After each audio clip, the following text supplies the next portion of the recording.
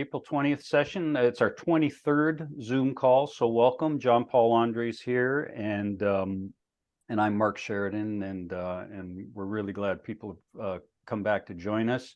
Let me see if I can't. Yeah, welcome back from me. That's for sure. Yeah. Welcome back.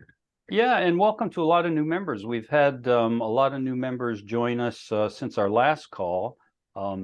From their involvement in Facebook, and we'll talk a little bit more about that in a moment. But also we went to the Quinte carving show, and we had about a dozen people sign up. So whether it's on this Zoom call or subsequent Zoom calls, we hope to be welcoming some new people as well. We always start off with opening it up for questions or comments from everyone. We're going to go immediately after that to talk about the projects that are on the workbench. So we've had something like 30 different projects sent in for this Zoom call from our TNCC members, and so we'll look at those, hear what people have to say about them, and provide any tips or critiques that might help us along the way. John is prepared to talk about our next monthly project. He finished up last Zoom call talking about boots. John, do you want to talk briefly what this one's going to be about? It's going to be hands, how to carve hands. Okay. And the different planes and what you got to the setup before you start doing the detail. Okay, so that'll be really good, and we'll give John a good amount of time to walk us through that, because those projects are turning out to be a lot of fun. I've put a few slides together to describe how I go about photographing my carvings. And it's not super technical or super science of photography. I'm just a very normal photographer, but some things for you to consider as you photograph your carvings. So we'll talk a little bit about that. A lot of us actually went to the Quinte Belleville wood carving show. And so let's all talk about our experience there, and maybe we could touch Murray on other shows that are coming up in Ontario in the next little while anyway. And then we'll finish up with tips, tricks, and techniques. Okay. So let's start by just opening it up. Are there any questions from our last session, or any comments from our last session you want to pick up on before we take a look at the projects? Okay, great. So we had started with the monthly projects or monthly challenges with folds. So I talked a little bit about how I go about carving folds. And so we have a number of slides that came up at our last call, and it will come up on this call on people experimenting with folds. John, at our last session, talked about footwear. So you can see there's boots and moccasins and shoes and slippers and the whole 9 yards there. And so, again, a number of people have picked up on that and have submitted some really interesting carvings on boots and shoes. So we'll be looking at that as well. And in addition to that, of course, we've got a lot of people who just sent in their photos, rather, of the carvings that they're working on currently or just completed.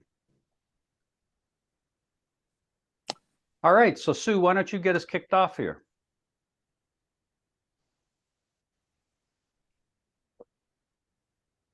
Are you there, Sue?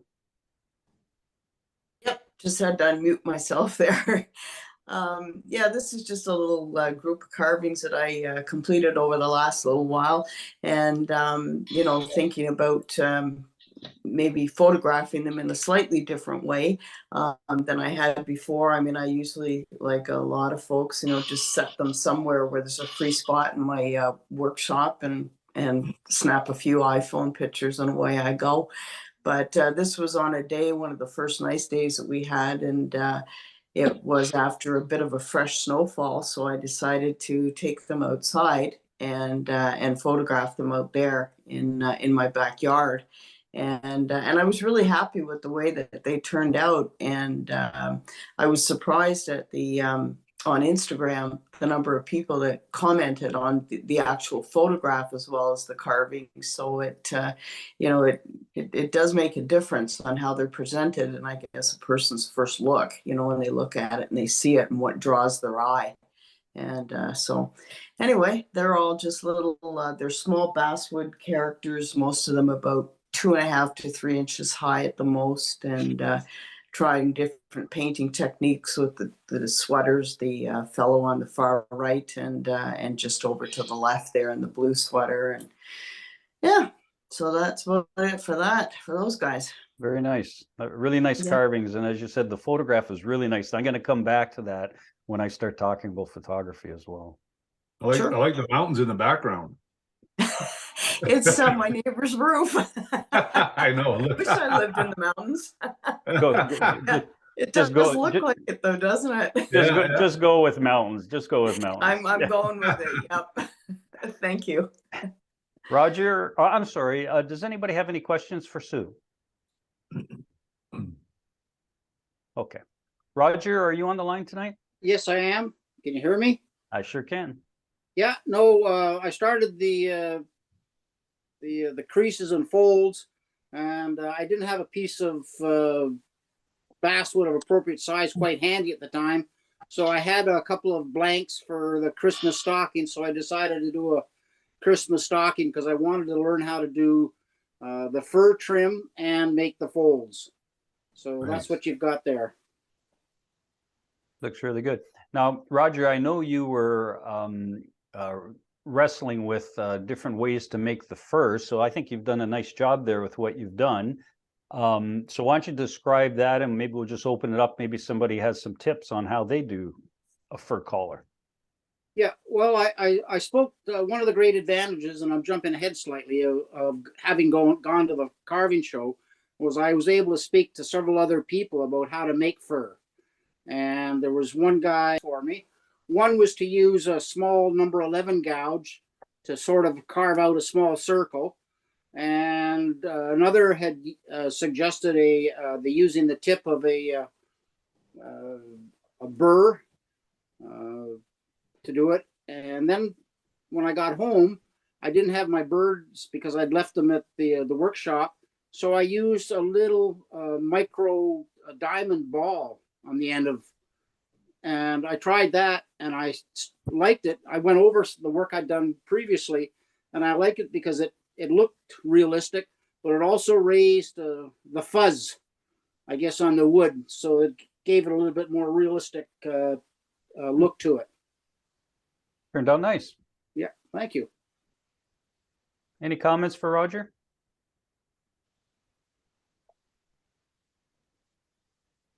Okay, Bill, are you on the line tonight? Okay, Bill is a new member, just joining prior to this Zoom call. And he started off by making a couple of Christmas ornaments, and I think he did a really nice job. He was wrestling a little bit on how to do the windows, and just on an email conversation back and forth, I think he's going to try just a very light wash blue with a few white streaks through it, and maybe a 5-minute or 30-minute epoxy finish over it to make it super glossy. But nice little Christmas ornaments. Kevin, I've got a few slides here, so you can walk us through these. I've always been drawn to doing jigsaw puzzles. I always seem to have a jigsaw puzzle up all the time. What you're seeing right here is a jigsaw puzzle for my grandson. This is the 7th one I've done like this.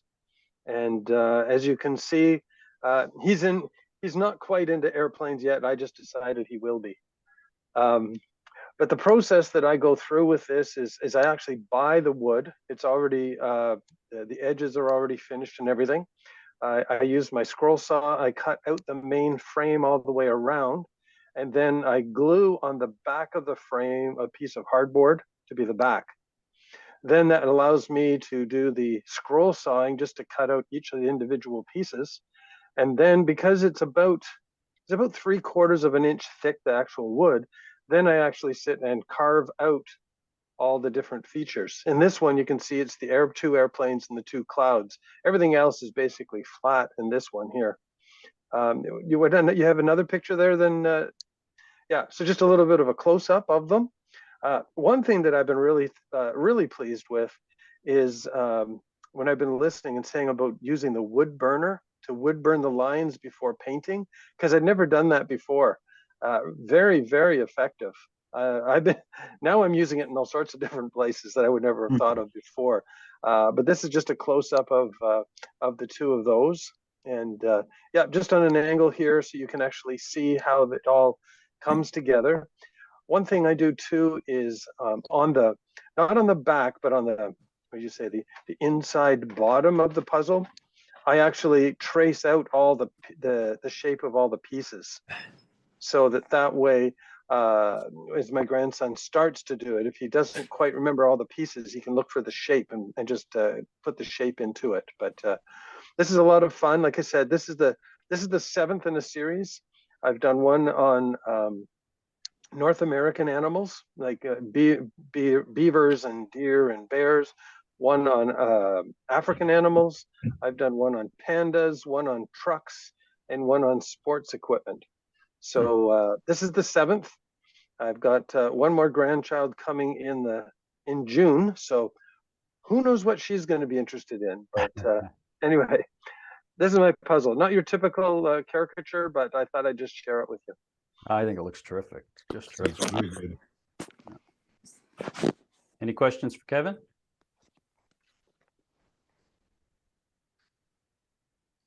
Okay, Bob, I think you're on the line. Why don't you talk about, you've got a couple slides here to go through. Well, I guess it was a challenge, making a boot, and we had a challenge at our local wood carving to do tools.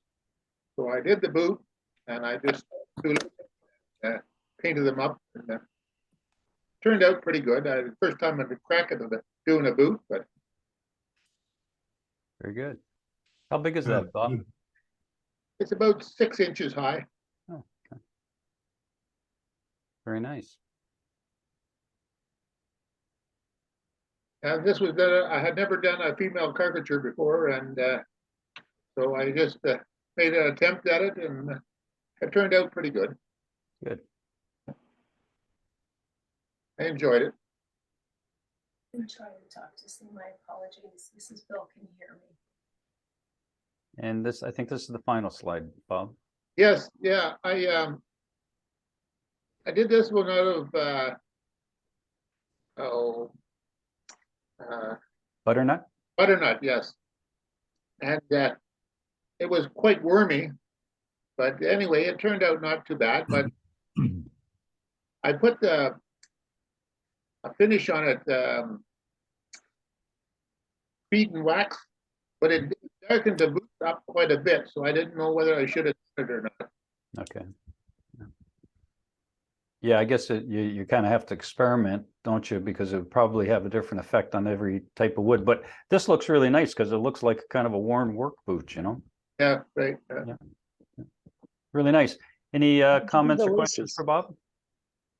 No, did you it do turned the out really laces? well, Bob. Nice job. Thank you. You did a nice job carving those laces in particular. Yeah. Yeah. Okay, Jacques, I don't know if Jacques is on the line tonight. Yeah, hi everyone. Hi, Jacques. Hi. Go Yeah, ahead, so why don't you that's describe what you did here? well, yeah, that's my boot. I wanted an old-fashioned work boot, and like you suggested, yeah, you had the picture up there, top left. As I went on the Pinterest and looked for an old boot. It was a piece of ceramic, but good enough for an idea. And as you recommended, I used the wood burning tool to do a bit of highlights, like the stitches. Mm-hmm. My only regret is I didn't use basswood. I wanted to save my good pieces of basswood, so I used a piece of pine, leftover piece of pine, but it turned out it was not the best piece of wood. There was a lot of crack in it after I started carving, but so that's what you see in some of them are cracks and not features. But it was probably the best assignment, the best homework I've ever done in my life. Oh, very Oh, good. very Very good. good. Yeah, well, kudos to Jean-Paul then. Jacques, I really like this. You know what stands out to me are these soft folds that you put in here. Like I see it's not a very abrupt fold. It's just a soft fold. And that's really something that takes a lot of practice, but it just I find it makes carvings look so nice if you can get a few of those soft folds in as well as the deep abrupt folds. Real nice job, I think. Oh, thank you. Any questions or comments for Jacques? Okay, and Alex, do you want to talk about this project? Oh, I think you're having trouble with your audio tonight, Alex. It's just squealing from this end. Okay, sorry about that, Alex. You did a really nice job on those. So clearly, this is kind of a Christmassy theme here, and I really like the way you backlit it too. You got a little light back in here that highlights the trees and puts a nice highlight on the figures in the front. That's nice. Okay, John, are you on the line tonight? Perhaps not. So John sent in a number of photos. This one came through of a Santa that he's done in basswood, and again, a pretty nice looking carving. Nice kind of a posture to the Santa. I know that I've done a Santa in the past, and I made him pretty much standing straight up and down. And John is kind of almost got well, he does have a foot forward here, but you see the way the robe moves with the posture of the Santa. I think it really looks nice. Looks real smart. Peter, I saw you on the line.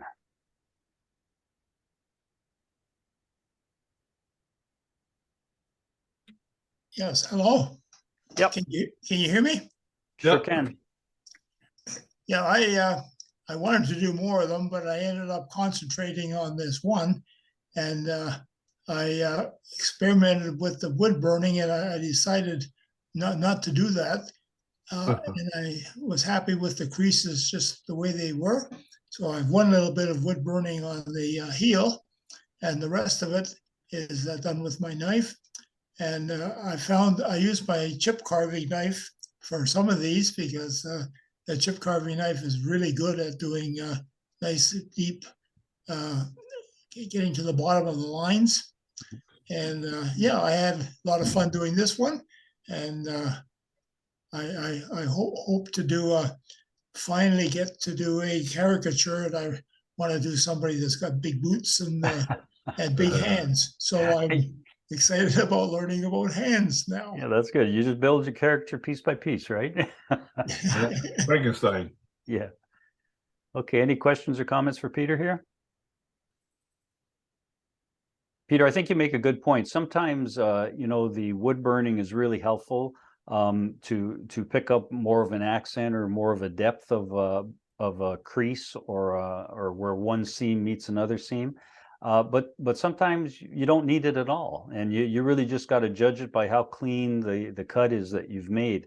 I found that if I've made a nice crisp stop cut that's almost like a V cut, and I use a wood burner, I only use the wood burner at a very low temperature, because if I use too high a temperature, I round out the bottom of that nice crisp cut that I made with a sharp knife. So you gotta be selective how you use it. Yeah. Thanks, Peter. Lloyd, are you on tonight?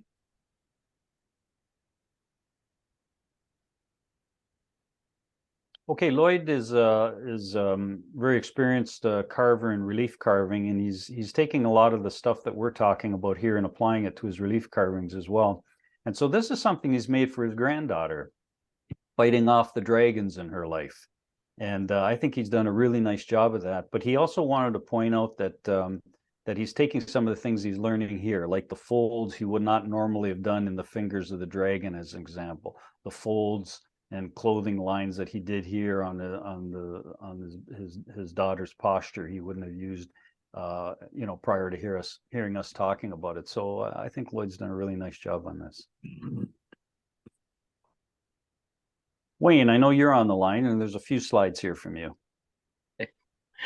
Yeah, that's I was carving a few of those the other week. I supply some carvings to the local gift shop museum, and those are mummers. Anybody that's familiar with Newfoundland folklore and stuff will recognize them. Been doing it for a few years, and they sell like hotcakes. So nice. A lot of fun to do too. Yeah. About 4 inches by, I think, 1.25 by 4 inches. Those ones are very nice. But you can do them any size you want, and paint them any way you want. So it's a license to go crazy, really, what it is, because you know, you can dress them up or do whatever you want. So yeah, that's they look really good. I do quite a bit of those. They look really good. Oh, that is part of my footwear challenge. I chastised John Paul for not including the most common footwear in the Maritimes there, so I had to include a hip rubber boot. So It turned out well. yeah, I've done a few of my South Shore rednecks wearing those over the years too. So yeah, I've heard a few of those, and this here is in answer to John Paul's challenge. So I cut them out, and it was good because I mean I've carved a lot of boots, but I don't think I ever spent as much time or looked at in detail as much as I did those 5 right there, and it gets you to thinking. You don't always follow what the instructions are, what you're told is best, but it keeps you thinking. So yeah, it's a good project, I think. Those look really good. Look better than mine. Those are. Yeah, I think they are. Yeah, I think Oh no, I can't. maybe. No, you just wait a minute. I can show you. Can you see this? Yeah. Am I on screen? There you Am I go. on screen there now? Yeah. I don't need to camera. So I've got possession of their Maybe Wayne, we could get you to do the hand exhibition tonight for the next project, and John Paul and go have a coffee or something. No. Usually when I carve a hand, I have trouble with the index finger. It seems to protrude. That I was going to say that this one here was the latest. I guess we'll call him a South Shore redneck, but he's kind of from way back when we first settled around here. And but I've since carved another one, so this isn't the latest, but a lot of fun doing that one. I don't know if it shows up too well in the picture there, but I had a little miniature steel trap. It came from a thing you used to buy at the gift shops and stuff. It was a souvenir, and they call it a mosquito trap. And yeah, right there, and it's an actual working trap. You could set it, and I don't think it would hold anything more than a mosquito. The simulated beaver house took some thinking, and what I'm really proud of is the 3 bulrushes over there in the left corner of the left picture. Yeah, those are pads. Cotton swabs and twist ties. And the cotton swabs made perfect bulrushes. So and the lily pads are just painted on. But here again, I enjoy Very that. nice. Very nice. Yeah. Okay, any comments or questions for Wayne? Really nice carvings, Wayne. Thanks. Craig, you want to say a few words about your boot? Yeah, I copied one of my boots actually that looked like that, and I thought I'd add a little bit something just to be funny. These were really worn out and somebody's toes are sticking through. But the creases are actually just like my boots. They're about the same depth. This is about it's about 4 inches high and 4 inches long or something like that. And yeah, I had a lot of fun doing that. And the toes were a little bit of a challenge, but I got them. Yeah. That's really good. Any comments or questions for Craig? You know, I'll make the same comment I made earlier. Like these long folds are you know, take practice. Craig did a really nice job making these long folds and this gentle fold in here. And when you have a carving that combines those kinds of folds with deeper creases, it really brings the carving out. You know, it really brings the caricature out. So Craig did a nice job on this. Larry, are you on the line? I'm sorry. I've got to say it was a great job on the great job on the boot there, but you better get that nail fungus looked after there. That's cool. I like that. Yeah, the nail fungus is part of the deal. Yeah. This year I have a Carhartt work jacket, and I did an earlier sample of the wrinkles, and I was so happy with it. But I took a picture of my coat, and I didn't realize how many wrinkles are in actually a heavy work coat. So anyway, so that's what this is from, and then I antiqued it so it actually looks the same color as the work coat. But yeah, I was pretty pleased with this piece of basswood I had as a scrap. It's about 7 inches long. That's really nice. I think you nailed the folds again. You know, I keep Excellent. harping on the same thing. These long folds. I really like those long folds between the deeper folds. And I like the point you make that you had a model to look at. You went and looked at a jacket. So whether it's, you know, you look at yourself in the mirror, whether you go to Pinterest, look at something, you need a jacket, because the image we have in our mind of the way things look aren't necessarily the way they look. And so you nailed it here by looking at your work coat. Well, and in saying that, that was one of the things I got third prize in the caricature carving things, and that was one of the things you'd mentioned was the wrinkles. And then when you look back at it, and you just put I just put a couple of gouges on the arms or whatever at the end, and then you realize what a difference in whole carving looks when you get that last part where the material doesn't look like a piece of wood. It looks like actually the wrinkles. But it was kind of neat. Like, you don't realize, it's like some of the other guys are saying, like, how deep some of these wrinkles are. Like, they're really full. Your boots, like if you wear your boots, like I got some cowboy boots and motorcycle boots and that, and you wear them for 5 or 6 years, they're like all creased up like a glove. But it's kind of neat when you can capture that, like you say, the longs with the shorts. But it was, and the other part was when I was working on it, was it's almost overpowering when you look from the shoulder to the wrist. But if you start somewhere, so for me, I started in the middle. Okay, what is the crease where my elbow goes, and then and then go from there up and there down. But then that's only the one dimension. But then you got the back where the seam is and your elbow and everything else, and run down. And usually the back is snugger because that's sort of pulled tight. And then the front is wrinkly, but then you have the other side, the inside also. Right. Kind of neat, like you got all 3 sides to make it look, and that's why with the pictures are the 2 ways. And the back part, I have seams on the coat and everything, but it's like, it's amazing how it captures a wrinkly arm. Yeah, you can really have fun with it. Yeah.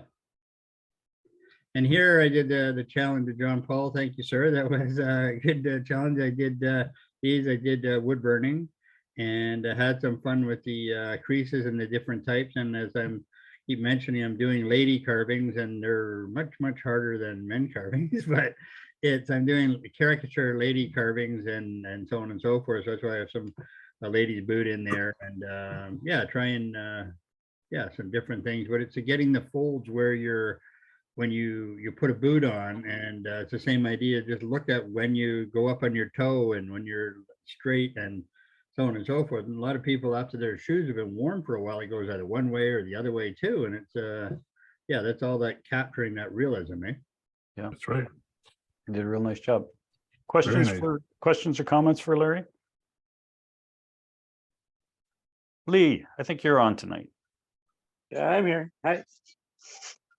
Can you hear me? I can, yeah. Oh, there you go. Okay. So I took a picture of my actual work boot, and then after I did the carving, I actually bought new work boots because this disturbed me a little bit. And then, but yeah, that's my work boot. And I did the wood burning. I really liked how that other guy did the laces. I would actually, I think I would like to try this again. I have another one that I've done, but I didn't paint it yet. But I'd like to maybe try to do some laces like he had. Bob's laces with the leather lacing, you mean? Yeah. Yeah. I'd like to try something like that next time, maybe. And then, I did the wood burning. I tried to get some creases and folds in it, and I tried to capture the boot. Looks really good. Excellent. Yeah. And then this was just I just carved this guy for fun. I don't know. Self-portrait. And then so and then I painted him yellow, and then I thought he needed something else, so I put all these little happy faces all over. But I kind of liked how it ended up kind of capturing inside the creases and folds. Mhm. So it kind of gives you that, like, I don't know, because it kind of wrinkles some of the faces. Some of the faces aren't so wrinkled. Yeah. Looks really good. Comments or questions for Lee? I like how you raise the eyebrows and his the forehead. When you raise your eyebrows, your forehead wrinkles. That's really good. Yeah. So just trying to get wrinkles everywhere, basically. That's Yeah. Yeah, a I lot of really depth. like the shirt. Yeah. yeah. He's a Just a great comment happy guy. The comment I'd make, Lee, that if you want to do the laces on the boots, Yeah. don't try to actually lace it like a real boot. Yeah, like do overlaps and like drill in or whatever, right? What I do is I drill the hole where the lace would come out. And when it goes under, instead of trying to stick it up through a hole, you cut a piece of leather and stick it underneath the flap, glue it. So it comes okay, out of the hole, excuse me, comes out of the hole, and then tucked underneath. over like this. Yeah. So a bunch of cut pieces, and excuse me, at Michael's, I think I bought the leather, kind of a contain, like a round ball, spool of leather, and then I take a sharp scalpel knife and cut that leather into small strips to put onto small boots. Okay. So I even cheat more than that. I get 16 gauge black wire. And so in something like this, I would take a little section of black wire. And as Murray says, I'd drill out where the holes would be. And then I make what looks like a staple. And I just glue that down in place. And so just like a ladder, they go up staple after staple. And it's just 16 gauge black wire, right? So on a small carving, you want a small lace, and that looks pretty nice. Murray, you might want to mention the cover and the article in Ontario Woodcarvers magazine. Definitely. We have those that are members of the Ontario Woodcarver Association. I don't know if you can see this, or does it fade in and out? You'll have to put it right in front of your face, I think. Like this. There you go. This is a special edition with Lee Baldwin in. He's done a great job, a good article, and sent some super pictures. And one thing I want Lee to explain is that he's working in an apartment, not with a big workshop, fancy like John Paul. Yes, he has a method of cutting things out that's a little different than others. Lee, you should go ahead and tell everybody about that. So I'll mark out on my blank, which is usually a 2x2, and then I cut in to my pattern line, and then I just kind of stick my knife in and chip it all up, and it gives me my well, like what you would get if you had a bandsaw rough out. But I just cut in with my saw, like a hand saw, and then I go from there. If you on Instagram, you can check it out, or in that article, there's actually kind of just how I do it. I chip it out, and then I smooth it all and round it to get my starting point, and then I go from there. Very good. And from our Zoom meetings, I started doing the body and head separately, and you can get a lot more detail and kind of like more focus on each part. And that's how I've been doing them for a little while now. Yeah. Good. I'm looking forward to seeing that article. I also want to mention that Lee has created for the True North Caricature Carvers a Facebook page. And so if you haven't gone to Facebook recently, go to the True North Caricature Carvers page now, and you'll be able to put some of your photos right on our page. And so Lee is the administrator and the moderator for that. And that page is looking really good, Lee. So thank you for doing that. Thanks. Also, like if you guys send them to Mark for the Zoom meeting, send them to the Facebook page, because I notice sometimes like I don't want to interrupt or like ask a question after they've already gone past the slide. But on the Facebook page, there's lots of time and to ask and actually get a good look at the pictures. Yeah. And to that point, though, don't be afraid, anybody, Lee or anybody else, to go back to another slide. This is meant to be a discussion, so it's not, although we were presenting slides, it's really meant to be a discussion. So it's okay to go back and forth. I don't think, so he did this little shorebird, and I think he did a really nice job of it. I like the way it looks. I like the base, really good. Okay, so, oh wait, I should, no, that's fine. John, we're going to stop the share here. John's going to take it from here and talk about carving hands. What I normally do is I go up in the corner of John's video and there's a little box there and I can pin John and it makes John the full screen regardless of what else goes on around him. So John, why don't you take over? Okay. Okay, this month's challenge, if you are ready, is going to be hands. This is the drawing patterns that I'll be sending anybody that wants them. And I want to just talk about the different planes of a hand. Like when you're doing a hand like this one here, say this one, I don't think about the detail at all until I have it. I know it's going to be like this way. There's a plane going this way and a plane going down, and there's a plane this way. I don't even consider, so until this is all done, I don't have one all done or have it, but this is how I cut it out.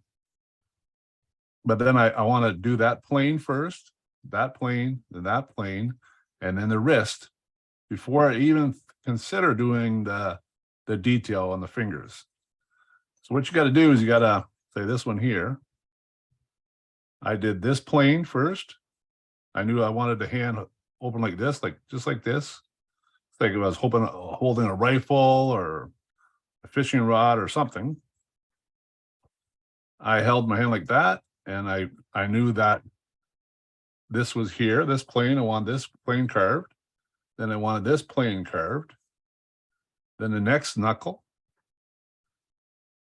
See that plane, and then that plane. And I know my hand is going this way. Is smaller, the smaller fingers smaller, so it goes like this. But before you do any detail, I always carve this, that, and then carve the wrist. And now I got a block of wood that looks like this. Then I'll start doing the detail, like start doing this plane now, and this plane underneath, and this plane where the wrist is. Then once all that's all done, I know I'm happy that I got that part. It's like this. Then I can start putting the detail on the fingers at the back. Split it up evenly, like all your fingers. And I know your hand goes like this. Is the big, when you bend down like this, there's fingers like this, goes around like that. So it's a smaller one. So same with this one. It was like that.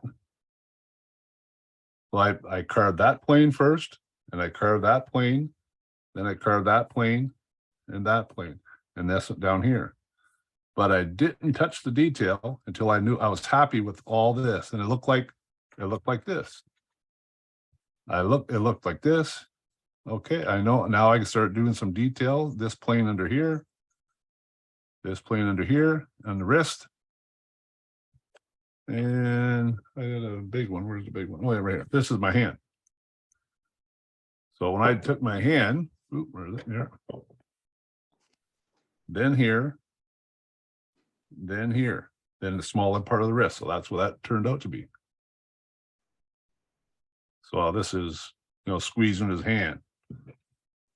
So then once I got that all figured out, then I could start doing some detail, rounding this off and that. And this one, his hand slightly open, or my hand was slightly open. And same idea. Got that plane. See, the wrist is here, then it goes up, then that, then that, then that. And that was completely flat. And then I decided, okay, now I drew that line where the fingers ended. And then I could start digging out this part. So look at like all your fingers when whatever you're doing, a trigger or holding a fishing rod or whatever you're holding. Look at all those planes before you start going in here and doing that. Make sure that you got that part first. So I did one this little guy here is going to be holding a train. Same idea. His hand separate now. This. He's going to be holding a train in his hand.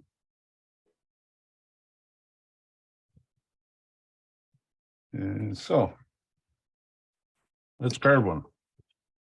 So it's going to be the same, basically the same as this one. What I do, I always start out by doing the wrist. I do the wrist first. There's my little holder again. And what I'm going to do too, whoever does all these challenges and completes the challenges, all the challenges, I'm going to give them, I'm going to make them a holder like this. I'll put your name in the hat, and I'll make you a holder like this, and I'll send it to you. So I'm keeping an eye on everybody's doing these challenges, and we'll put all their names in a hat, and I'll send you each of these to help you out. Just to create grief for you, I hope the guy from Australia wins. Yeah. So right now I got the wrist. I'm going to carve the wrist. I always try carving that wrist first.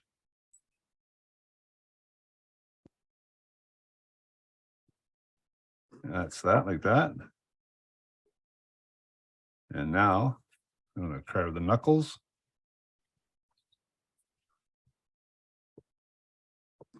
Here. That would be this part.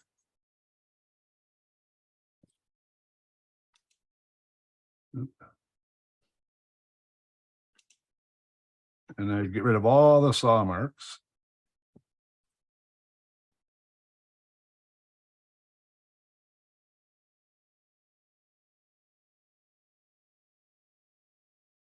Go in green.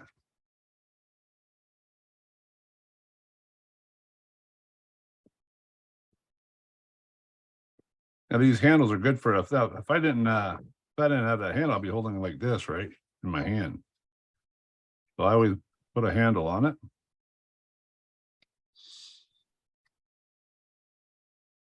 Get rid of all the pencil marks here.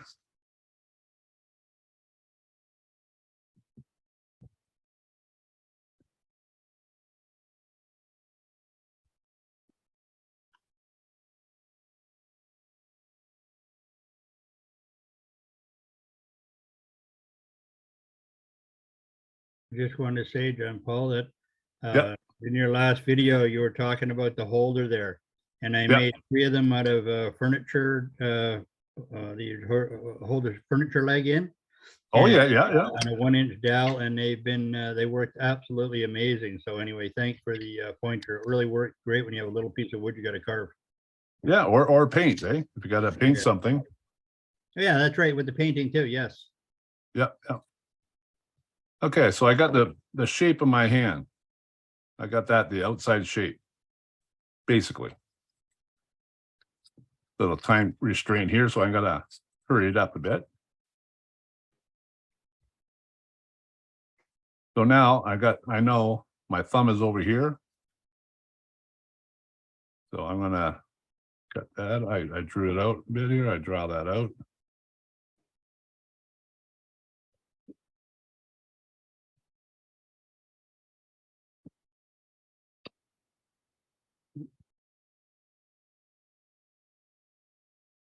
And I know my fingers are down in here, so I got lots of wood to take away.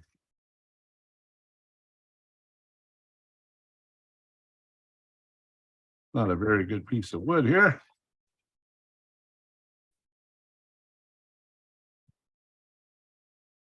Now, if I didn't have that handle, my hand would have been cut up pretty good by now.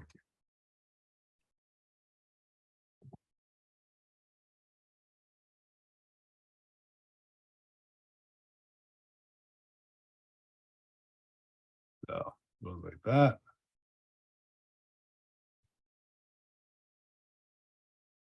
And the thumb's over here.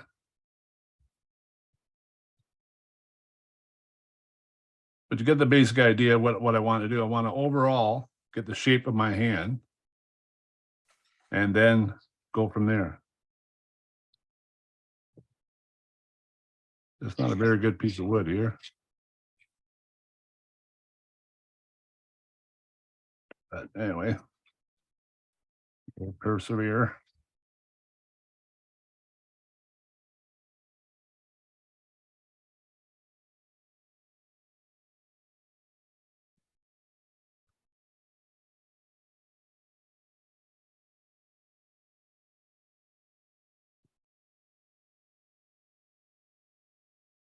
Anyway, that's the basic, what I want you to show you anyhow, just to get the basic shape. I'm not gonna work with this piece of wood. It's not very good. I don't know where I got it from. Anyway, that's the basic shape of your hand. Start out with that and then go with then start the detail, like on this one here. So get that basic shape and then start digging out in here and then start putting in all your fingers. Any questions so far? Looks pretty good there. Yeah, it's all these challenges are is just to everybody to think of what, you know, focus on every part of your boots, your legs, your wrinkles, your hands. You know, take the time and just think of it instead of making, you know, big lumps. You know, put a little detail, a little work, a little detail in that hand. It's surprising how real they are caricatures, but you still have to have a little bit of realism in there too.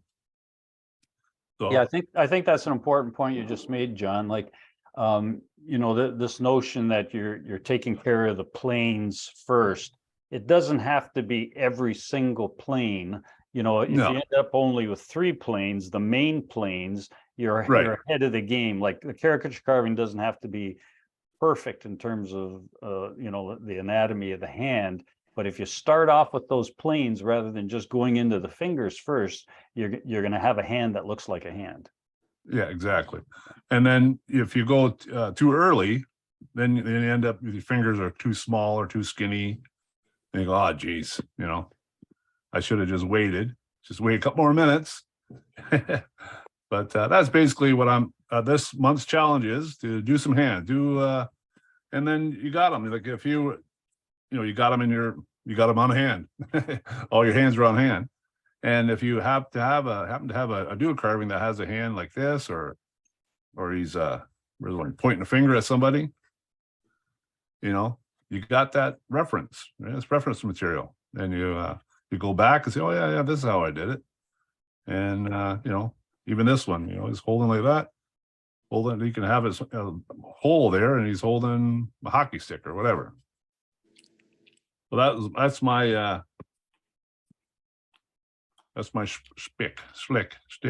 stick. John Paul, do you normally make your hands separate when you're doing a carving, or you just carve them in your caricature, or do you put them separate like the heads? No, I don't do them separate. I just happened to. This one was on this arm. I'm doing an elf. I'm doing an elf right now, sitting down elf. And his hand, I don't know what happened. It broke, and then I just had to put it back in. But normally, I put it all one piece. The arm and the hands one piece. But just for this little project, I did a bunch of them so that we can practice on them. And it's a big difference if you can do a detail like that on a hand, and it makes a big difference on your overall carving. It's like the wrinkles and the boots. You know, a good set of boots. It's noticeable. It makes you different from everybody else. So take your time and go over every feature of your carving. So the next month's challenge will be something else, and we'll and eventually you'll have, you know, prototypes or go bys of everything. You know, your eyes, ears, necks, maybe, or something like that. That's my idea. You carve the More nose? questions? Yep. Say that again, Craig. I didn't hear the question, actually. Oh, do you carve the knuckles, like the big knuckles on the top? Yeah, see that? I just notch them out a little bit, like right here. No, it's hard to see. That's why I didn't see them. Ah, okay, I see them now. Yeah. This one, yeah. Just a little, like your knuckles, a little indentation, right? That's all I'm doing. I just into little V cut inside between the fingers. Any more questions? Now, this notion that John's presenting is to do the planes first, and that's the most critical part, I think, of tonight's presentation. But just a reminder, John and I always refer people to Pinterest, because you'll find a lot of stuff on Pinterest that show the planes just as John described. And so, you know, you can look at your own hands like John is coaching us to do, but you can look at Pinterest as well, and they'll show you those flat planes of a hand prior to getting into the detail of the individual. I want to see a bunch of hands next month. Good job, John. Thank you very much. Thank you. Okay, I'm going to go back to the screen share. Oops. Try that again. There we are. Let me just give me 1 second here. See where I am. Okay, so John just finished up the projects on the workbench, or I'm sorry, introduction to the monthly project. Let's talk now about photographing your carvings. So let me pick up on that, see where I start. Here we are.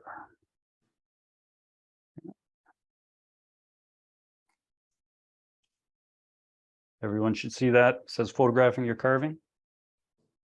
Yep. Yep. Okay, so I'm going to talk about a few things. One thing's called depth of field. Sounds fancy, it really isn't.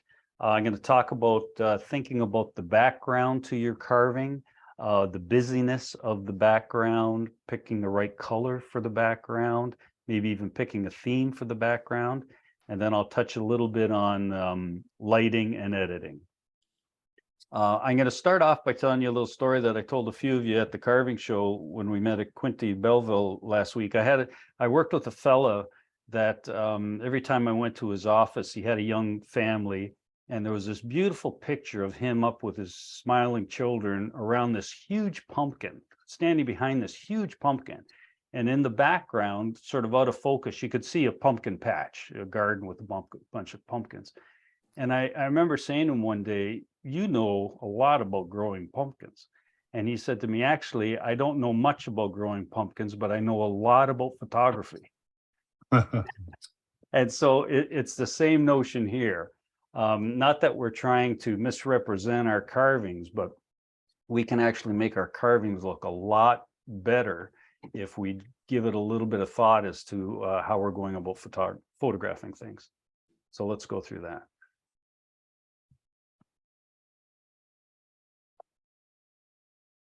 So let's start with depth of field. So here's a picture that I took of a bark carving in front of a little pond that I have in the backyard. And you can see it's a nice picture. The lighting on the bark carving is nice. But what happened here with this particular picture is because the background was in the same level of focus as the carving kind of gets lost.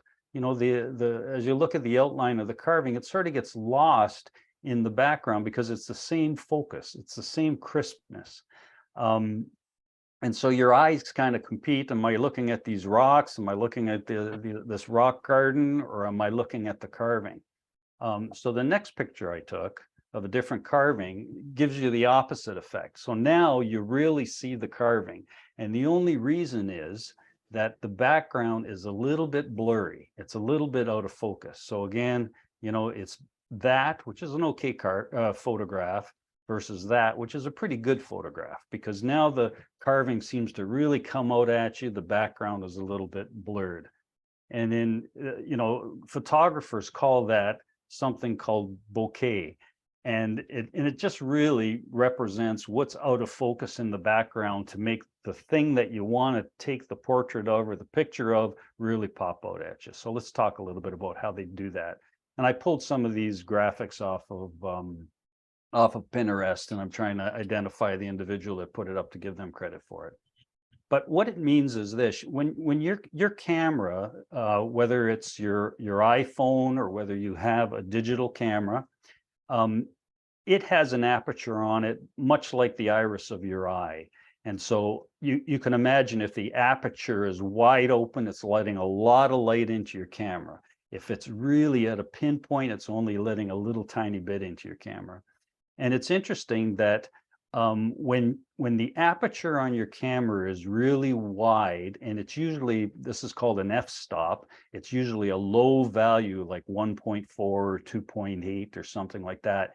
It means when you're taking a picture of a subject like this guy here, it means that the focus is going to start just before the subject and it's going to end just behind the subject. Everything else is going to be out of focus. Everything else beyond here is going to be out of focus. Everything prior to it is going to be out of focus. When the opposite happens and the iris or of your camera is very, very tight, it means you get focus, everything in focus. So everything from here, way ahead of your subject is going to be in focus, including the subject and including way behind the subject. So go back to these pictures. I had that very tight aperture, a very little bit of light coming into the camera, and so everything was in focus. In this one, that aperture was really wide and a lot of light was coming into the camera, and automatically things behind the camera go out of focus and only the subject matter comes into focus. Okay, so why is that important for us to know? Well, this is the way the pictures turn out based on those focal lengths. So when you're letting a lot of light into your camera, like a 1.4 means really big aperture, similar to a 2.8, which is a low number, really big, you're only going to get the subject in focus, which is that first little race car. When it's sort of midway, suggesting a 6.3 here, midway 5.6 here, you're going to get that subject matter in focus plus a little bit of in focus in behind, represented by this, right? You're going to get the subject matter in focus plus a little bit of in focus behind. When the aperture is really tight and you're only letting a little bit of lighting into your camera, everything's going to be in focus. And so you can see here, the first car is in focus, the last car is in focus. And so again, everything was in focus way ahead of your subject, way behind the subject. So when we're taking pictures of our carving, if this is our carving that we're taking, and we put a background in behind that, let's say it's a wall or a bristle board or whatever it happens to be, if you put a background in behind that and you have a very wide aperture, that background is going to be out of focus, and that's going to be the optimum way of really taking a nice picture of your carving, because the focus is only going to go that far. This background will be blurred and it'll make your carving really pop out. On the other hand, if you take it with a very tight aperture, your background now is within that focal length, and so everything's going to be in focus and you're going to see every detail of that background to the same extent as you're going to see the detail of your carving. And then when you're mid-range, halfway between, you've got to determine where should that background be. If I had moved that background from here up to here, now that background's in focus. If I had moved that background from here to here, now that background's out of focus. And so think about that when you're taking your picture of your carvings. You can really get complicated. If you talk to a real photographer, you can really get complicated about it, all the things that you can do. But the bottom line is, if you can take your aperture as wide as possible and get your background as far as reasonably possible away from the carving, you're going to get that background blurred and your carving is going to pop out. Now, if you're not using a digital camera to take your pictures, if you're using your iPhone or your phone camera phones are typically around this level here. So your camera phone is taking a picture at about this. And so that's why it's really important for you to understand where you want to put your background, because you know automatically if your camera's taking this, you're going to have quite a bit in focus in front of the carving, and you're going to have quite a bit in focus behind the carving. So you'll want to make sure that your carving, if you're against a wallpapered wall, as an example, you want to make sure that that background is far enough away that it'll be out of focus against your carving. Okay. So Nice. just some thoughts on that. Okay. Any comments on that so far? Any questions? I like that tip, Mark. That's good. Okay, good. Great explanation on that, Larry. Okay, thank you. I hope that was a photographer talking. Was that a really good photographer talking? Giving me credit, giving me praise. I've taken a few pictures, but it makes sense what you're saying. Okay, good. Thanks, Fred. Okay. The other thing I wanted to talk to you. Could I make a comment there that the background and the base of that your carving's sitting on are two important factors too. We're going to get into that now, Murray. Okay. And so I want you to speak up as we get to it though, okay? So let's talk about the background right now. So here's a picture that I took around, a Christmas time. I think it was a couple of Christmases ago, of a Christmas bell that I made. It's a nice picture. The lighting on the carving is really nice. The shadows are nice. It really brings out a lot of the caricature face in this bell, but it really gets mixed up in the background. But the background is out of focus. So I did all the right things with that aperture. I used a really big, wide aperture so that'd be out of focus. But regardless, the background is just too busy and you lose the carving in it. And so compare it to this one. You still have a nice background that looks very Christmassy. The background is still blurred as you'd want it because I used that big aperture, that wide aperture. But just by moving the carving a little bit, judging where's the best place to put that carving to make it really pop out of the picture, it made a nicer carving. So the whole notion of, just thinking about how busy is the background that I'm taking my carving against, and how can I improve that either by changing the background or just moving your carving a little bit. Now, Murray, did you want to make your point here? Yes, I think that one suggestion I have is that when you have something like the carving that's on our screen right now, it's a beautiful piece. The bow, the detail, the cigar in his mouth and so on like that. You don't really see that part until you look closely at the carving. But you see all the other stuff in the background. And so the way that I eliminate that when I take a photo of a carving, I simply take a towel that would not, we have colored towels, a green and a gray and different kinds of, like a big towel. These are towels that would you have for a bath towel, and drape it as something at the top. It falls down the back and perhaps could even come underneath of the carving. So it'd be kind of an L shape. The towel surface is made up of small fibers. So if you have it out of focus in the background, it'll just be a green or a gray color, and it helps. It's a very simple way to do it. But what it does is it makes your carving stand right out. Yeah, okay. One of the problems that I had over the weekend in Belleville when I'm trying to judge the carvings and doing that job is something else. Mark knows what I'm talking about on that part, but by placing the carvings in among all the other carvings, you have to really look close to see if the carvings, what its value is. And it's not unlike what's happening with the camera when you're taking a picture. If you want to show that carving off, you want it to be separate. So I just think putting it back, now there's something else called a light box that you could buy. Yeah, we're gonna, let me pick up on what you're saying here, Murray, because I'm gonna show similar things to the background. And I also have a picture of light box we can both talk about when we get to it. Okay, that's great. So here's another picture, as you think of busyness, and it's a little bit what Murray was just saying, trying to take a look at a carving show, or try to take a picture of it at a carving show where there's a whole bunch of other competing interests in the background. Here's a picture of a carving that I took, real nice lighting on the carving. It's a good picture, but it's just in my kitchen. And so, you know, you see all of the competing things in the background, and it detracts from the carving.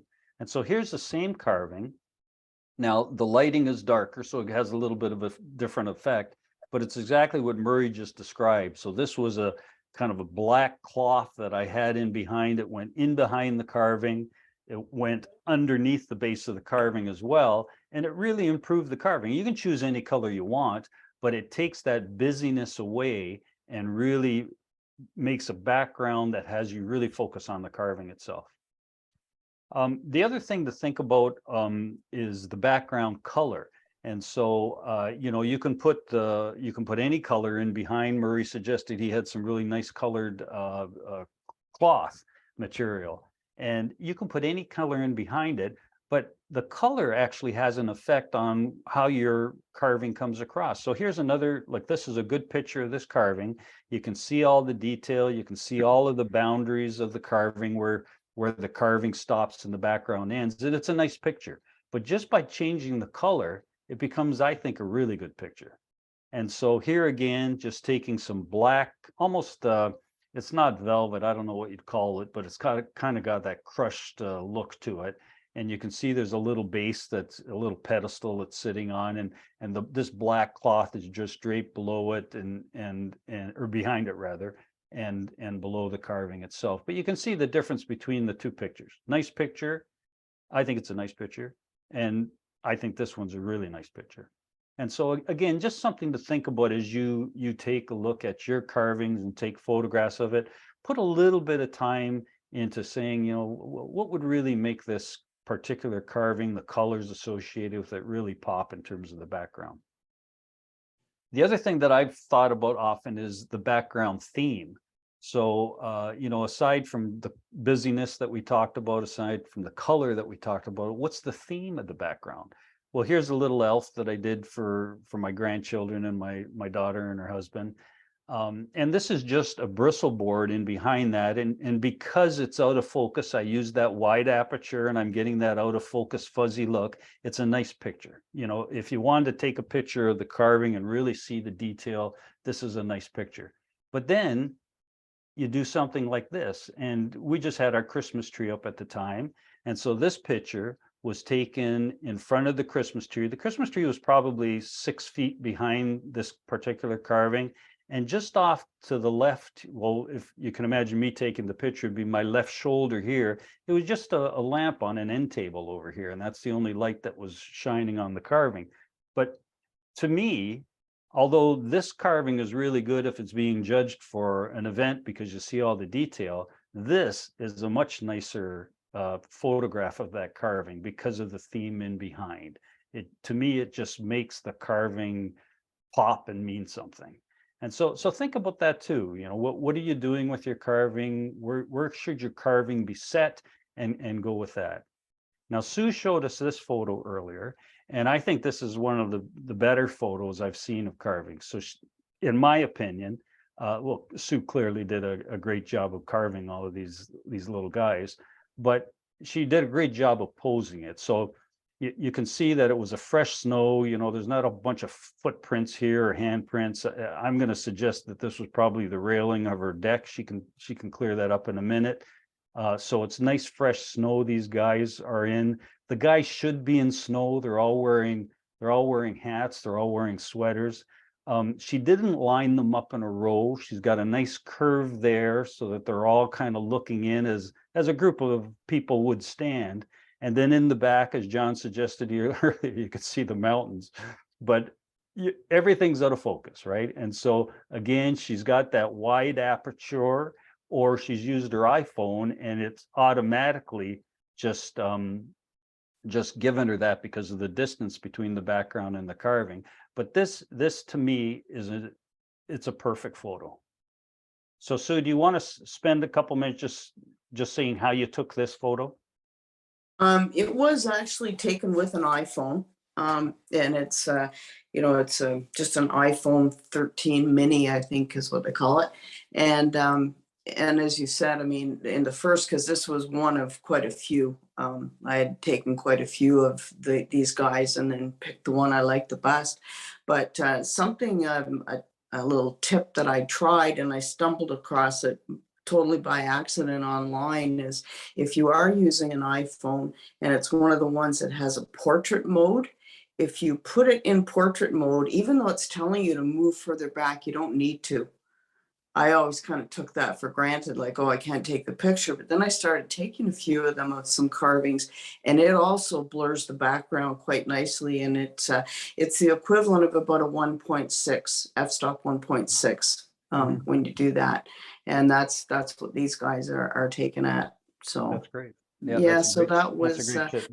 was really helpful, and you know, it's something that I sort of started to pay more attention to, as you said, you know, the carving and the themes and that sort of thing, because I looked one day at the whole, like the totality of my Instagram page, and all I saw was brown. And I thought, wow, that's really boring.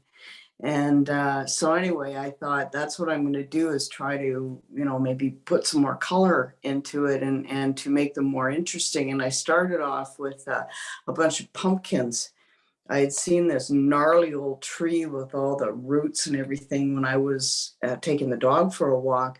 And the next day I had my pockets full of pumpkin carvings, and it was a really beautiful day. Like there was sun coming through on the trail, and I placed them all in these roots, these old roots and everything.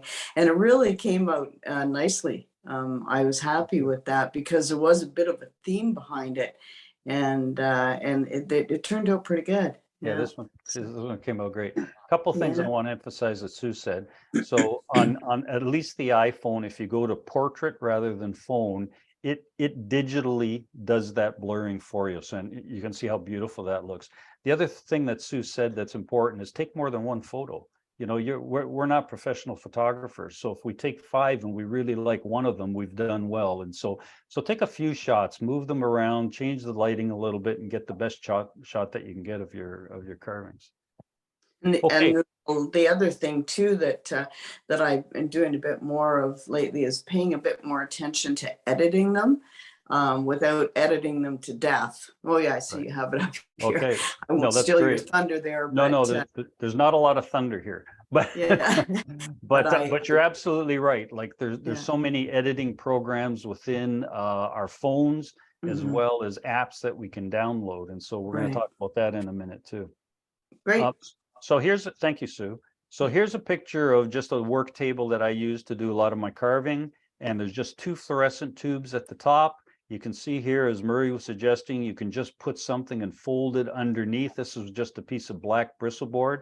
If you use bristles, get the matte, not the highly reflective gloss bristles. So this is just matte bristles. I've recently started putting my carvings on a shot glass. Now, I know there are other uses for shot glass. I'm not exactly sure what they are, but they're really good for supporting your carving. And the reason is, here's a blue background on the same carving. You see through the shot glass, or any other glass for that matter. This is probably a poor example because the graduations on the shot glass you can see, but then when you bring it and you crop out that, make the boundaries come in, called cropping out the photograph, you can pretty much eliminate the shot glass, and it makes a pretty nice picture. I'm going to come back and talk about this darkness that you see around the perimeter, and that was getting at what Sue just mentioned about editing function, okay? But that's the way you can do it. John Paul went out to a store and he got a cardboard enclosure, almost 2 wings and a background. And it's also, you know, a similar way of putting something in behind your carving. You know, what John might want to do here, you know, we haven't talked about this, John Paul, but maybe just wing these out a little bit so that you have more light coming into it, and maybe adding that piece of fabric or bristle board in behind and just taping it in behind it so you don't see a seam along the bottom. But that's another way you can go about doing these kinds of things. Or you can bug your daughter enough to buy you a real nice light box for Christmas some year. And so my dear daughter surprised me with a light box, and this is the one that she bought me. I really like this one. It's a cube 3 feet by 3 feet by 3 feet, so it's real large, but it folds down very easily to something you can just carry from spot to spot. The inside of the light box looks just like this. So there's LED lights on one side and LED lights on the top. There's a front cover that comes down if you really want no light coming in from the front. And you can also put your camera up at the top. A little flap opens if you want to take a picture straight down, which I normally don't do. But here again is just a matte finish piece of bristle board. I don't know, maybe they're $1, right? They're not expensive. I just tape it at the back. As Murray was saying earlier, you can just kind of fold it right underneath it. And I like folding it underneath because you get this line, you get this glossy line from the light running through it that really looks smart. And so based on that, here's what the picture looked like on the shot glass. And then after I cropped it, that's what the picture looked like. And so that's pretty quick to do that. You get some really good lighting. These light boxes can be expensive. They can be under just a couple $100, but you can get one from under $100 too, depending on the size you want. And they do a nice job. The last thing I wanted to mention is, what Sue alluded to is this notion of editing. So here's a picture that I took of a carving, a Halloween carving behind a black matte bristle board in that light box. But then I wanted to make it look like all the corners were dark. And that's called vignetting. And so you can do that on most iPhones. You can do that on most apps that you download for your iPhone. And you can certainly do that if you have like a Photoshop or a photo app on your computer. And what it looks like is this. And so you have all these things that you can do. You can do a multitude of things or retouching things, but down here in vignette, you can increase the strength of the vignette. You can see it's very strong here, very dark. You can increase the radius, so this circle goes in and out, and you increase or decrease the softness, so the transition from dark to light can be softened as you wish.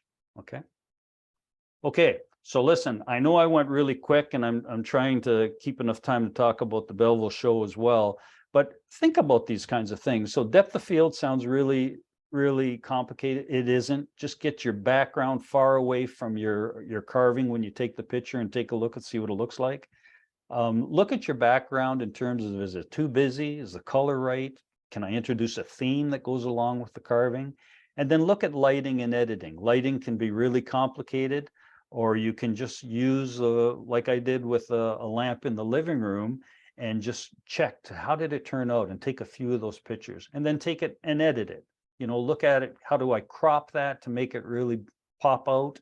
And how do I add things like vignettes and those types of things? So if I'd like to. Okay, so that was quick. Any questions on that now? We can ask questions next time too. Okay, thank you for that. All right, Murray, you're going to kick in here, but I've got a few slides here. Here's the Kingston gang. We had a True North Caricature Carvers booth, and we had a pretty nice time with that. And you can see Roger and Fred are there with some of the carvings. I had some of my carvings. Another group, Roger basically moved from photograph to photograph, but another Kingston couple here. We had the TNCC emblem out in front of that team. And then we had the Ottawa group with their TNCC member with a couple of our TNCC members there.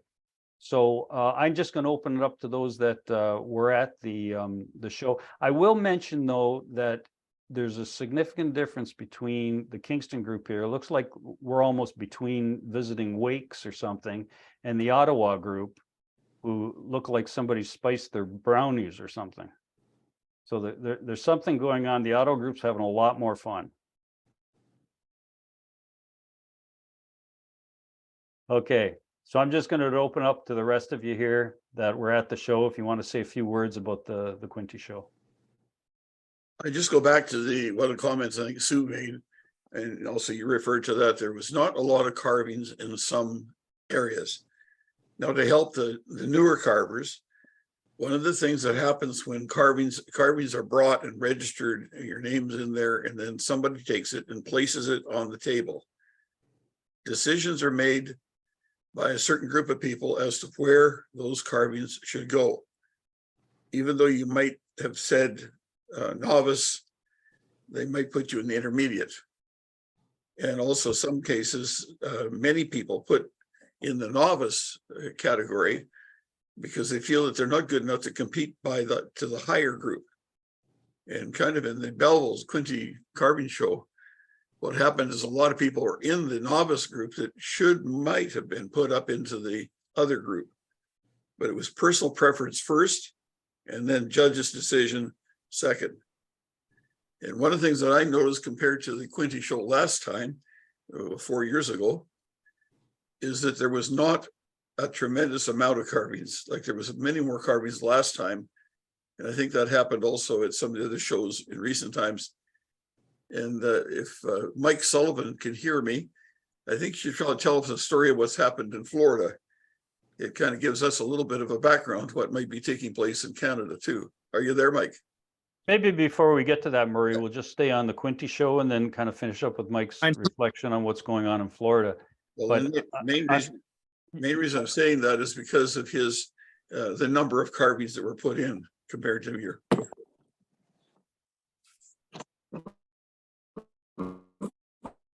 Mike, if I can just kind of interject before we get to that. Hello, everybody. Okay, I'm just going to quickly say, well, in Florida at the Punta Gorda show, where I was the head judge before COVID, we had roughly about 1,200 carvings. Anyways, this past year there was just over 200. So that's basically a quick message. Murray, on the carvings is as I looked at the caricature carvers in novice, intermediate, and an open. I think I'd make the case to everybody here that the carvings that we've seen on our virtual shows and the ones we see on these monthly events could easily have competed successfully with those carvings that we saw at the Quinte show. I mean, and so that's just a means of just encouraging people to come out to these shows, bring your carvings. If you've never been at a show before, don't feel you're disadvantaged. Your carvings are at the level that would compete very well with the carvings that we saw at the Quinte show, and they were good carvings. The response we had from people looking on too was really good. I mean, it was an excitement about the show. And the fellows that are in the Quinte region, the amount of work that they put into that, they need to be complimented, patted on the back, and just say a big thank you to them because they really did a great job. Thank you, guys. It was a really good show. Sue, Roger, Fred, you guys were at the show. Bob, you were at the show. You guys might want to say a word or two on your impressions of the show. Yeah, that was my first woodworking show, Mark. And I think that what impressed me the most about it, and it's about the carving community itself, is the willingness of people to explain how they do something, or offer aid or whatever. You know, when if you talk to another fisherman where he caught that big lunker, he'll never tell you the lure or where it was. Whereas with carvers, they're always trying to give you advice, or they'll show you a little trick or trait. And that's what I found most interesting about walking around and talking to people. And I was most impressed by that. Very good. As for me, Mark, I got to tell you that it's been 4 years since we've been to that show. This was my first time to actually put in something for competition. We were directed to put it in the lowest category if we had never entered before. So we didn't know any different. I think that was the venue, but what I found was how easy it was to actually enter the piece. And when you look at others and you say, oh my God, I'll never beat against those. But realistically, they look at a lot of different things. And I encourage everyone who hasn't done it before, actually take the step forward and do so. And I agree with Roger. People were actually very helpful, easy to get along with. I found the community really well put together there, and I think they'd be very helpful if you talk to them during the show or even after the show. Okay, thanks, Fred. Bob, did you want to add a couple things?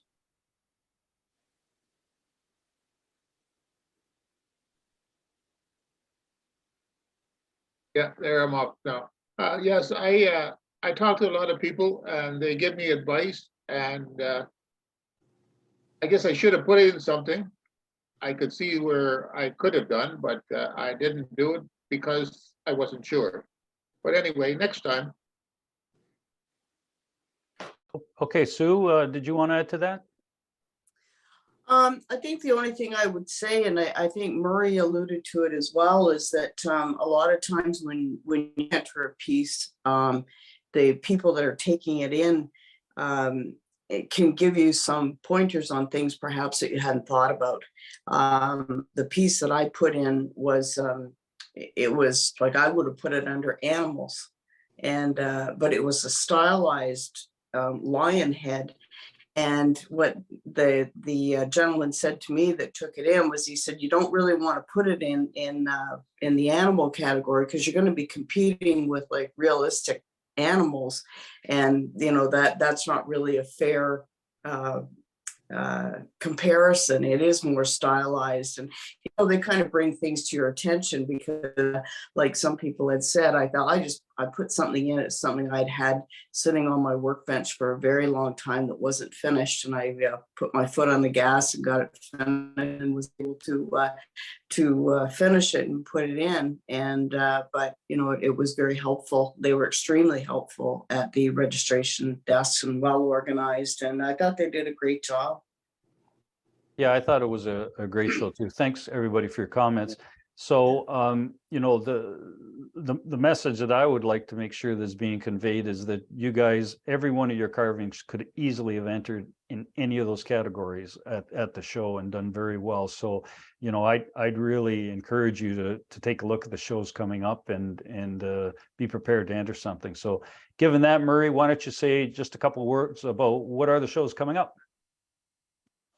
Well, the big one, and it's going to be quite interesting because it's going to be a larger facility, is in Niagara Falls on the long weekend in May. And so it's you arrive maybe on a Friday and enter your piece into the show. It's a Friday, all day Saturday, all day Sunday, at least up to 4 o'clock on Sunday. And so it sounds like it's going to be a great show. We want to support those folks. Zenon invited everyone, and I think we'll have to go back. I don't have the notes. I think it's about the 6th or the 4th and 5th, something of that sort of June. And that's the wildfowl and Canadian National Wildfowl competition, which is mainly birds, but there's going to be a good section for the non-bird people. Like John said, there's bird carvers, and then there's the rest of us, real carvers. Yeah. Okay, and Murray, the other thing that I wanted to mention before we signed off is you and I are trying to pull off something at Lang Pioneer Village, potentially sometime kind of a Saturday in July. And so what I would like to see is an email from those folks who think that they might come to Lang Pioneer Village in Peterborough some Saturday in July as we get the date nailed down. And it would be a very informal caricature carving session where the likes of Murray and myself and others would be there to coach you on the project you're working on. We'd be kind of working on the picnic tables out in the main area under the beautiful trees there and just have a really nice day of it. So Murray will say a couple more words about this, but what I would just encourage people to do is send me an email afterwards saying yay or nay, I would be interested or I won't be interested. Based on that, I'll take it to the next level and go to some of the nearby clubs there and invite those people as well, okay? Okay, and what it is going to be July 22nd. That's our date that we'll have. So they would like us to all arrive, and at least if you have to drive into the village with a car to unload something, which I don't think we will, most of us will be carrying something small in a lawn chair. And they have the cars then out of the village. So the scene at the village is back to 1856. And so the picnic tables are underneath gigantic maple trees out in what they call the village green. Now, some of you that don't know where Lang Pioneer Village is at, it's a little bit east of Peterborough, north of Coburg, and Hastings is not, the other towns are in that area, Warkworth. And so it's not far from Belleville. It's very close to Lindsay. And the Cajun group, we'd like to, I'd like to give everyone an invitation to come to this, but primarily we're trying to give priority to the front row seats to all the TNCC people. If I could use a theater mark in that area, we'll put some back in the gallery. But it's definitely to have an opportunity to sit together. So what you need to bring is your lunch. The washrooms are not far away from where we're going to be situated, if that's something that you're going to be concerned about. And there is no charge for us to come to the village. It's free, because we become, as we're sitting there will be guests that be coming through on a Saturday, on a weekend like this, especially in July, that'll drop by and want to talk to you about your carving. So it's a tremendous opportunity to show carving off, encourage people that they could possibly become carvers too. But again, they come from all over the world. So it's quite a unique setting. And this part that is, I've been working there as a volunteer for 24 years now. And so I built a relationship with them as a volunteer. And it's a real good opportunity for carvers to come. We hope that maybe there'll be in the future some other places in Ontario, both especially on the west side of Toronto. If that would some that may be looking at this video later on, we'd love to talk to you about the possibilities of having a TNCC character carving day of carving in your area. And so we'll bring our lawn chairs and whatever we need to do just to participate and be able to spread the good word about this carving out to everybody. So that's a little bit of it. So July 22nd is the day. It goes from 10 o'clock to 4 o'clock in the afternoon. And it's just a great time. I'll send out information to everybody through Mark about what the map looks like, how to get there, where to drive in, and what we're going to be doing. Okay, thanks, Murray. So it could be a lot of fun. Let me know individually, just a quick email if you're interested in attending. I hope you are. Folks, I think we've come to the end of our time commitment for tonight, and really appreciate everybody's participation tonight. John, thank you very much for the demonstration. Yeah, you're welcome. It was good. We had fun. So give the hand carving a try. Have fun with photography in regard to the pictures that you're sending in on your carvings, and please get back to me in terms of your interest in joining us at Lang. Okay, folks. Thanks very much, everybody. Have a good month ahead.